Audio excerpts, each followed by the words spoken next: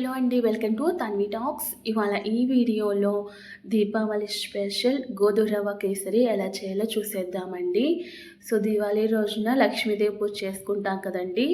అమ్మవారికి ఇలాగా సింపుల్గా 10 మినిట్స్లో అయిపోయే ఈ గోధుమ రవ్వ కేసరి చేసేయండి.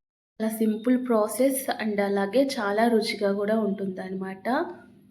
ప్రాసెస్లోకి వెళ్ళే ముందు ఎవరైతే మన ఛానల్ సబ్స్క్రైబ్ చేసుకోలేదో మన ఛానల్ని అయితే సబ్స్క్రైబ్ చేసుకోండి అండ్ అలాగే వీడియోకి ఒక లైక్ చేయండి. లేట్ చేయకుండా ప్రాసెస్లోకి వెళ్ళిపోతాము. ముందుగా స్టవ్ ఆన్ చేసుకొని ప్యాన్ పెట్టుకొని ఇందులోనే 3 to 4 టేబుల్ స్పూన్ నెయ్యి యాడ్ చేసుకుందామండి. ఈ నెయ్యి కాస్త హీట్ అయిన తర్వాత ఇందులోకి డ్రై ఫ్రూట్స్ యాడ్ చేసుకుందాము. నేను ఇక్కడ జీడిపప్పు అలాగే బాదం పప్పు అయితే యాడ్ చేసుకుంటున్నాను అనమాట. ఇవి నెయ్యిలో బాగా ఫ్రై అవ్వాలన్నమాట. ఇలా కలుపుకుంటూ ఫ్రై చేసుకుందామండి. చూస్తున్నారు కదండి, జీడిపప్పు అలాగే బాదం పప్పు చక్కగా ఫ్రై అయ్యాయి అన్నమాట. సో వీటిని ఇప్పుడు ఒక బౌల్లోకి తీసేసుకుందాము. ఇలాగా ఒక బౌల్లోకి తీసుకున్న తర్వాత ఇదే నెయ్యిలోకి నేను ఇక్కడ 1 కప్పు గోధుమ రవ్వ అయితే యాడ్ చేసుకుంటున్నాను అనమాట. సో అన్నీ కూడాను సేమ్ కప్ మెజర్మెంట్ ఉంటుందండి.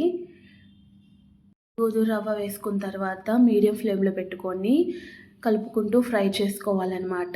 సో ఇది అనేది మాడిపోకుండా చూసుకోవాలన్నమాట. ఇలాగ కలుపుకుంటూ మంచిగా ఫ్రై చేసుకోవాలండి.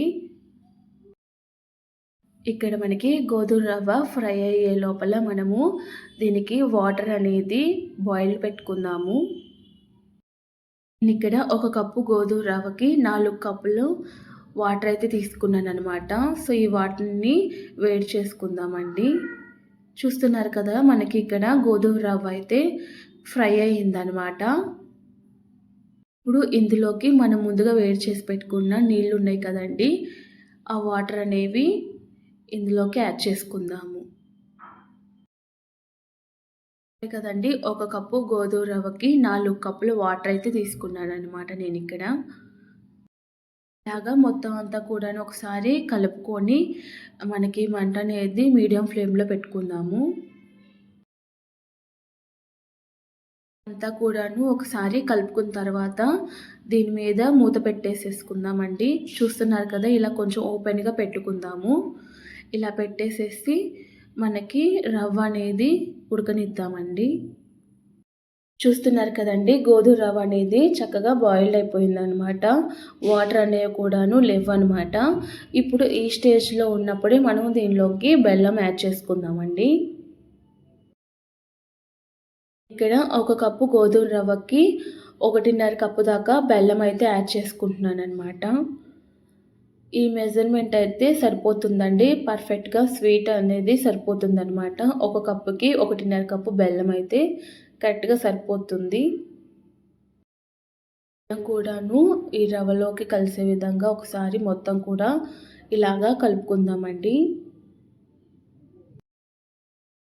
చూస్తున్నారు కదా, మనకి ఇక్కడ బెల్లం అనేది మొత్తం అంతా కూడాను కరిగిపోవాలన్నమాట. చూస్తున్నారు కదండి, మనకు బెల్లం యాడ్ చేయగానే కలర్ అనేది కూడాను చేంజ్ అయిపోయిందనమాట. బెల్లం అంతా కరిగిపోయి మనకి దగ్గరగా రావాలన్నమాట.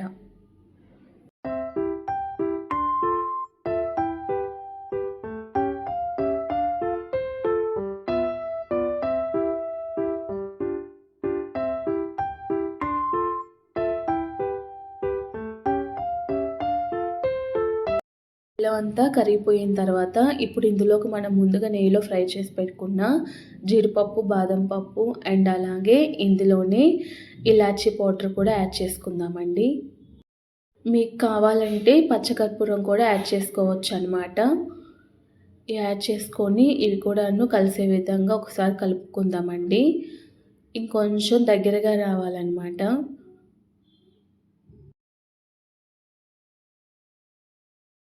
తప్పకుండా మీరు కూడా నేను చూపించిన విధంగా ట్రై చేయండి. టేస్ట్ అయితే మట్టికి చాలా బాగుంటుందన్నమాట. చూస్తున్నారు కదా, ఇక్కడ మిశ్రమం అనేది దగ్గరగా వచ్చేసిందనమాట. వాటర్ ఏం లేదనమాట. సో ఈ స్టేజ్లో ఉన్నప్పుడే మనము స్టవ్ అనేది ఆఫ్ చేసుకుందామండి. ఎందుకంటే చల్లారే కొద్దీ ఇంకొంచెం గట్టిపడుతుందనమాట. కాబట్టి ఈ స్టేజ్‌లో ఉన్నప్పుడే మనం స్టవ్ ఆఫ్ చేసేసుకుందాము.